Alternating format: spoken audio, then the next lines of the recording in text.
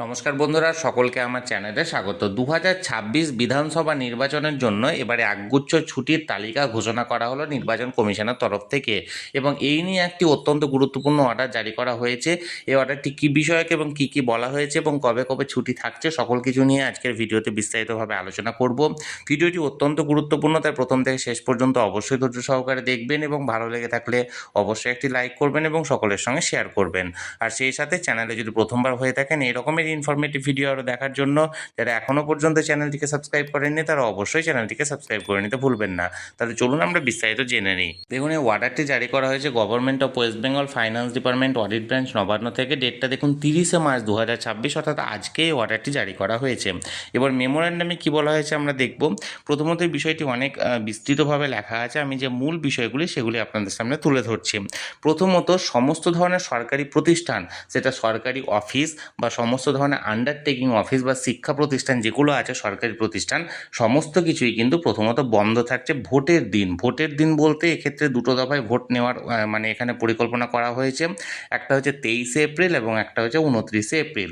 দেখুন, এখানে দেওয়া হয়েছে 23শে এপ্রিল মোট 152টা বিধানসভা কেন্দ্রে ভোট হবে, এবং সেখানে দেখুন হলিডে আন্ডার এনআই অ্যাক্ট অনুযায়ী 23শে এপ্রিল বৃহস্পতিবারের দিন ছুটি থাকছে। এবং তার পাশাপাশি সেকেন্ড ফেজে 29শে এপ্রিল 2026 আরও 142টি যেটা অ্যাসেম্বলি কনস্টিটিউশন অর্থাৎ বিধানসভা কেন্দ্রে ভোট হচ্ছে, সেখানে 29শে এপ্রিল 2026 বুধবারের দিন ছুটি থাকছে। এর পাশাপাশি আরও একগুচ্ছ ছুটির কথা এখানে ঘোষণা করা হয়েছে। প্রথমত বলি, এই ছুটিটা শুধুমাত্র যে সরকারি প্রতিষ্ঠান সেটা না, লেবার ডিপার্টমেন্টকেও এই ছুটিটা দেওয়া হয়েছে। এর পাশাপাশি সমস্ত টি গার্ডেন বা অন্যান্য ইন্ডাস্ট্রিয়াল এস্টাবলিশমেন্ট সমস্ত কিছুতেই এই ছুটিটা থাকবে।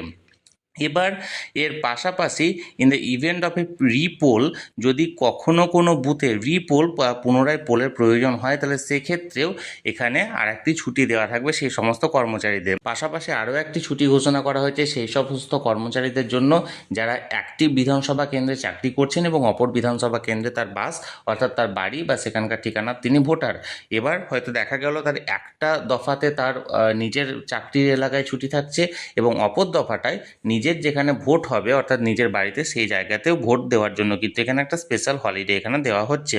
এবং এর পাশাপাশি দেখুন এখানে 5 নম্বর সিরিয়ালে বলছে যে যদি এমন কখনো হয় যে হয়তো ভোট নেওয়ার দিন এতটাই দেরি হলো এবং তার পাশাপাশি ডিসিআরসিতে জমা করতে অনেকটাই সময় চলে গেল, এবং সেক্ষেত্রে তার পরের দিন অর্থাৎ এক্ষেত্রে 23শে এপ্রিল যদি ভোট হয় তাহলে 24শে এপ্রিলের দিন, আর 29শে এপ্রিল যদি ভোট হয় তাহলে সেক্ষেত্রে 30শে এপ্রিলের দিন হয়তো বাড়ি ফিরতে অর্থাৎ নিজের এলাকায় আসতে সময় মানে লাগলো বা আসা গেল না সেক্ষেত্রে, তাহলে সেক্ষেত্রেও কিন্তু এখানে স্পেশাল ছুটি এখানে ঘোষণা করা হয়েছে বা মানে স্পেশাল ছুটি এখানে দেওয়া হবে।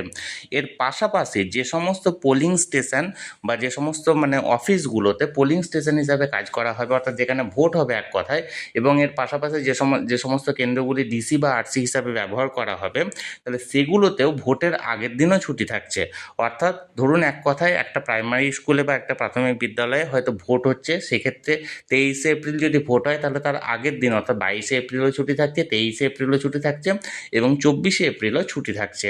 তাহলে বন্ধুরা, এখানে একগুচ্ছ ছুটির তালিকা নির্বাচন অফিস মানে কমিশনের তরফ থেকে এখানে জারি করা হয়েছে, যেটি আমি সরাসরি আপনাদের সঙ্গে তুলে ধরলাম। এই নিয়ে যদি আপনাদের কোনো কিছু বলার থাকে বা কোনো প্রশ্ন থাকে অবশ্যই কমেন্ট করুন, আর ভিডিওটি ভালো লেগে থাকলে অবশ্যই একটি লাইক করুন এবং সকলের সঙ্গে শেয়ার করুন।